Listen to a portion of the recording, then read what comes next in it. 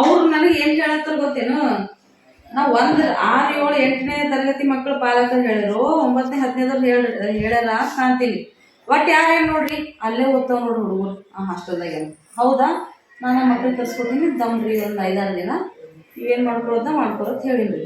ಇಲ್ಲಿ ಬಂದಾಗ ಪಾಲಕರು ಇಲ್ಲಿ ಬಂದಾಗ ಹೇಳ್ಬಾರ್ದಲ್ಲ, ಇಲ್ಲಾದ್ರೂ ತೊಳ್ಸಿಲ್ಲ ಅಲ್ಲಾದ್ರೂ ತೊಳ್ಸಿಲ್ಲ. ನಮ್ಮ ಮುಂದೆ ಯಾರು ಬಂದು ತೊಳಿಲಾಕ್ರಿ. ನಾವು ಸಂಚಕ್ಕೆ ಹೋಗಲ್ಲ, ಕಸ ಹೋಗೋದು ವರ್ಷ ನನಗೆ ಬೇಕಾಯ್ತಾ ಅಂಕಲ್, ಅದು ನಾವು ಕಡೆ ಸಪ್ರೇಟ್ ಕೊಡ್ತಿದ್ದೆ. ಇವ್ರು 2,000 ರೂಪಾಯಿ ದಿನ ತೊಳೆದು ಹೋಗಾಗ ಏನಾರ ಮಾಡಕ್ಕೆ ಹೋಗಿ ಬರ್ಲಕ್ಕ ಬಿಡ್ಲಕ್ಕ ಮನ್ಸಿ ಇರತ್ತರಿ.